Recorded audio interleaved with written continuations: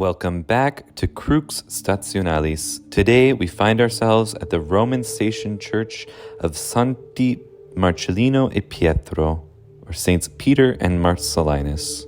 Let's go explore.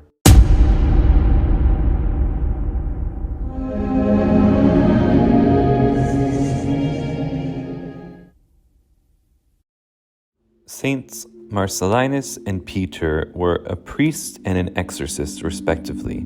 They were two Christian martyrs called in Rome to bear witness to the faith in Jesus Christ during the persecution of Diocletian around the year 304. Diocletian, emperor from the years 284 to 304, was convinced that Christianity was an obstacle to the work of reconstruction, started in the various sectors of life of the Roman Empire.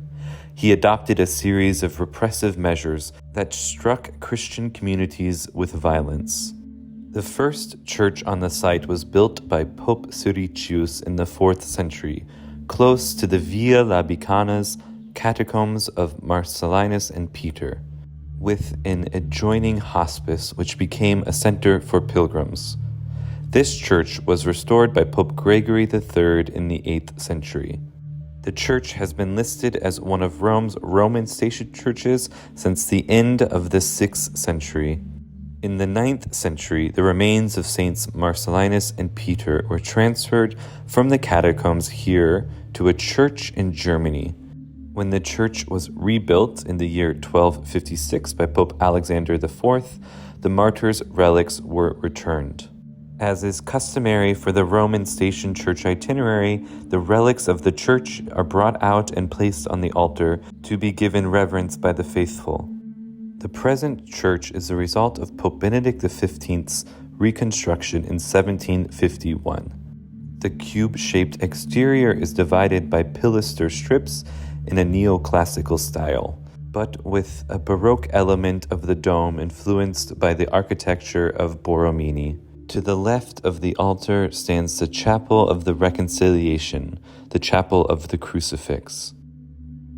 This altar with the Madonna and Child, St. Joseph and St. Teresa of Jesus, gives testament to the presence of the Carmelites, who had care of the church until the year 1906. The church is presently a parochial church. When I was studying in Rome in the year 2011, on October 15th, a tragic event happened. This group called the Black Bloc made their way from Piazza della Repubblica and passed this church. In the course of their protests, they destroyed a crucifix and the statue of Our Lady. In the neighborhood I was living in at the time, there were signs immediately put up calling for people to make reparation. The protests resulted in cars being set on fire and windows of storefronts smashed in, and the destruction that you see here. To counter this Black Bloc, the response of reparation was known as the White Bloc. Regardless of whether or not the protest had a disdain for piety, religion, or the faith, we see from this particular example the disorder, the sorrow, the pity of a life without Our Lady, without our Lord. We see the destruction that comes from a life of following one's passions, from moving from one worldly delight to the next, things that will all pass, vanities that will fade, delights that vanish as soon as they arise. Take the blasphemous example of the story as a metaphor for what we have to make reparation for in this life. Now is the time to take such pious steps, especially in devotion to Our Lady, the most pure, Virgin Immaculate. She never leads her children astray.